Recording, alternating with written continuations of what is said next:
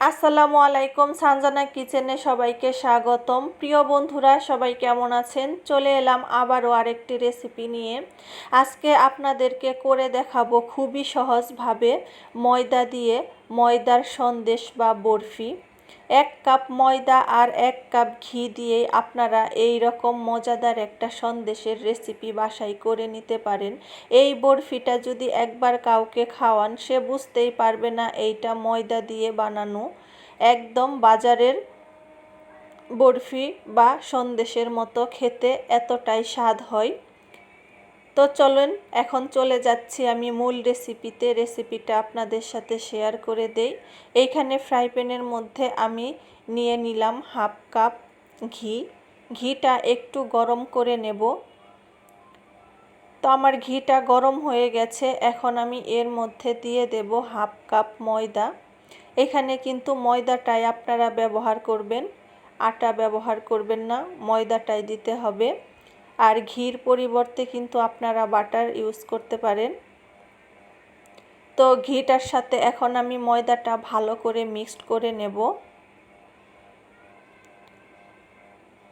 নিয়ে এখন আমি এর মধ্যে দিয়ে দেব গুঁড়ো দুধ। 1 কাপ গুঁড়ো দুধ আমি অল্প একটু পানি দিয়ে গুলে নিয়েছি। তো দুধটা দিয়ে দিলাম। দিয়ে এখন আমি ভালো করে দুধটার সাথে মিক্সড করে নিয়েছি। এই ক্ষেত্রে চুলাটা মিডিয়াম টু লো রাখতে হবে, না হলে নিচে কিন্তু লেগে যেতে পারে। অনবরত এইরকম করে আস্তে আস্তে লাড়তে হবে, কোনো অবস্থাতেই লাড়া থামানো যাবে না, না হলে কিন্তু নিচে লেগে যেতে পারে। আর চুলাটা অবশ্যই মিডিয়াম টু লো করে রাখতে হবে। তো আমি এইখানে স্বাদের জন্য দিয়ে দিলাম একটু লবণ। মিষ্টিতে লবণ দিলে কিন্তু খেতে বেশি ভালো লাগে। মিষ্টির স্বাদটা বাড়ানোর জন্য আমি এইখানে অল্প একটু স্বাদ মতো লবণ ব্যবহার করলাম। তো দেখেন বন্ধুরা, দেখতেই পাচ্ছেন এটা কিন্তু অনেকটাই ঘন হয়ে গেছে। আমি আর একটু জাল করে নেব। যখন এটার থেকে ছেড়ে ছেড়ে আসবে, তখনই মনে করবেন সন্দেশের ইয়াটা রেডি হয়ে গেছে। তো আমি আরও ভালো করে এটাকে শুকিয়ে নিচ্ছি।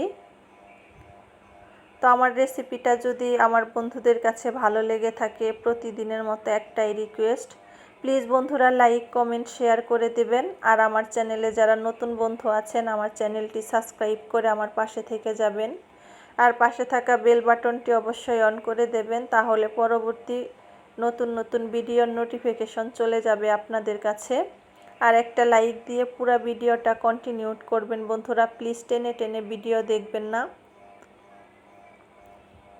তো এই সন্দেশের মিশ্রণটা আমার প্রায় হয়ে গেছে বন্ধুরা। দেখেন এই রকম অবস্থায় যখন হয়ে আসবে, তখন আমি নামিয়ে নিচ্ছি। নামিয়ে একটা বাটির মধ্যে ঢেলে নিচ্ছি। নিয়ে এটা একটু ঠান্ডা করে নিতে হবে। কোনো অবস্থাতে এটা গরম অবস্থায় চিনিটা অ্যাড করবেন না। আমি এটা একটু ঠান্ডা করে নেব, একেবারেও ঠান্ডা করব না, একটু একটু গরম থাকবে, তখন আমি চিনিটা এর মধ্যে অ্যাড করে নেব। এখানে আমি চিনি পাটায় বেটে নিয়েছি, আপনারা চাইলে ব্লেন্ডারেও ব্লেন্ড করে নিতে পারেন।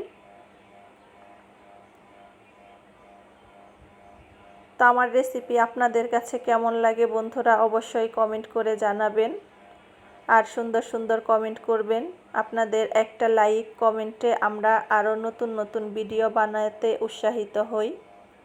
আর আমার রেসিপিগুলো যদি আপনাদের কাছে খুবই ভালো লাগে, তাহলে আপনাদের আত্মীয় স্বজনের কাছে আমার রেসিপিটা শেয়ার করে দিতে পারেন।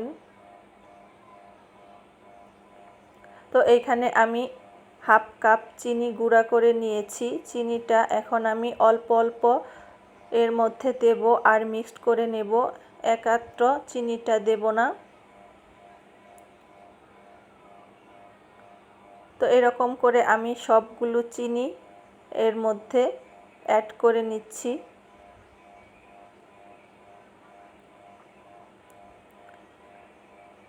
এটা আমি একটু গরম ছিল সেই অবস্থায় চিনিটা অ্যাড করে নিচ্ছি, নিয়ে ভালো করে এটা মিক্সড করে নিচ্ছি।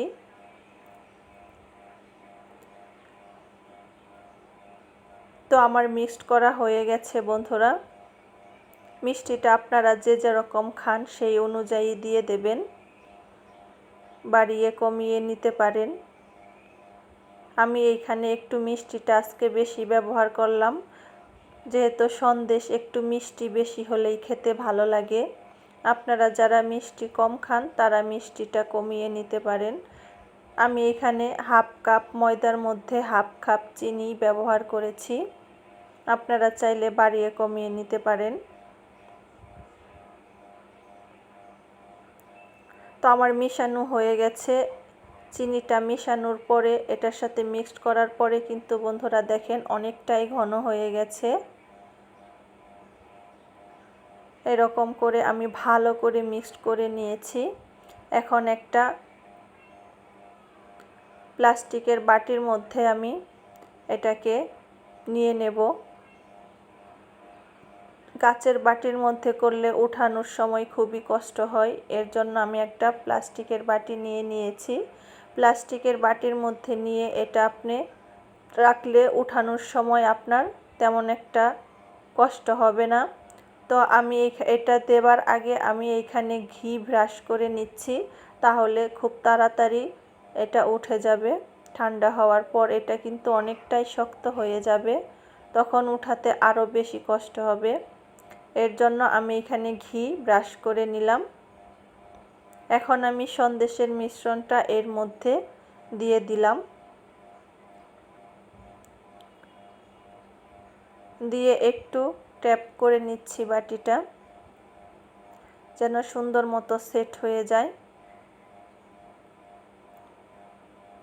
তো এটাকে এখন আমি 1 ঘন্টার জন্য নর্মাল ফ্রিজে রেখে দেব, এটা ঠান্ডা হওয়ার জন্য। ঠান্ডা হলে কিন্তু এই সন্দেশটা অনেকটাই শক্ত হয়ে যাবে। তো 1 ঘন্টা পর এটা আমি ফ্রিজ থেকে বের করে নামিয়ে কেটে আপনাদেরকে পরিবেশন করে দেখাচ্ছি। বন্ধুরা দেখেন কতটা সুন্দর হয়েছে, উপরটা শক্ত ভিতরটা একেবারেই নরম। তো আপনারা বাসায় একবার অবশ্যই ট্রাই করবেন। আমার রেসিপিটা কেমন হয়েছে ভালো লাগলে কমেন্ট করে জানাবেন। এই পর্যন্ত, আল্লাহ হাফেজ।